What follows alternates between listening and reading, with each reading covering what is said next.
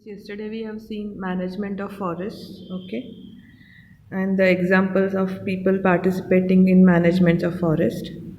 Now the topic waterfall or is not there in your course. It is cancelled.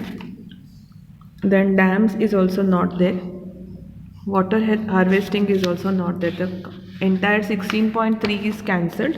So we directly go to 16.4. Okay, now in 16.4 we have got coal and petroleum. All of us know what is coal, petroleum, how do we get. In the lower classes you have already studied this, okay, but still we'll just study the same repetition again. Okay, now you all know that the another important, very important resource apart from this wildlife, water and all, is a fossil fuel. Okay, now this is coal and petroleum. Okay, now industrial revolution has taken place and it uses large amount of energy, okay, for our basic needs and for manufacturing large number of goods on which our life depend. Now the energy for meeting these goods or making these goods, okay, have been met by reserves of coal and petroleum. Okay, so when you want to make so many things, okay, industrially the reserves of coal and petroleum are used. Okay, now coal and petroleum were formed by degradation of biomass, we all know this, millions of years ago. Hence these resources will be exhausted in future no matter how carefully we use them. Okay, and then we would have to look for an alternative resources of energy. Okay, now if we see how they are going to and when they are going to get exhausted, the next page, it is estimated that the petroleum resources will last for about just 40 years more, and the coal resources will last for another 200 years. That's it.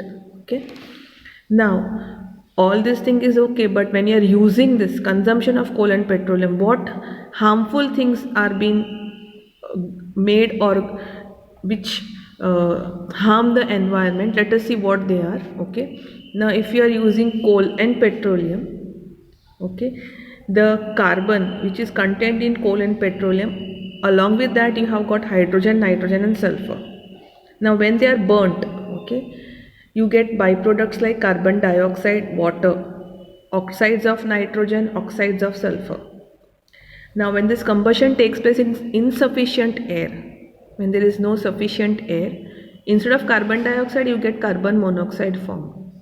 Okay, then oxides of sulfur, nitrogen, carbon monoxide, these are very poisonous gases. They are poisonous at high concentration.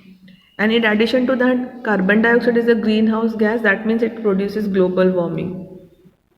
So another way of looking at coal and petroleum is that there are huge reservoirs now, no doubt, but they are all reservoirs of carbon. And if we burn all this carbon, the carbon which is used, all of them will be converted to carbon dioxide.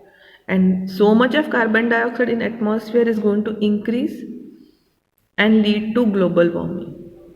So because of all these reasons, we have to use these resources judiciously. Now using them in an eco-friendly way or environmental friendly way, and apart from that we have to also do certain other things. For example, taking a bus instead of using personal vehicle, or you can also walk or cycle. You can use LED bulbs or fluorescent bulbs in your homes instead of burning some wood or log or anything which uses this coal and petroleum. Take lift or stairs. Okay, using lift or taking stairs, that we have to make a choice. Now wearing extra sweater or using a heating device on cold days instead of using wood or coal or anything to burn. Okay, so these are the alternatives which we can do instead of burning coal and petroleum. Okay, now when you use this economically, what happens is the engines for transportation, okay, you have to ensure that complete combustion takes place in the engines. Wherever vehicles, in whatever form you are using this coal and petroleum, see that they are completely combust. Incomplete combustion will cause air pollution. That's why complete combustion should be there. that reduces the air pollution. Okay, now just turn the page. The last topic of your chapter, that is 16.5, is also cancelled. So with that we complete this chapter. There are some questions from the exercises, okay, and some mostly they are the questions which you have to answer by your own thinking, how you will face the consequences. Okay, only some of them are direct questions. Okay, thank you.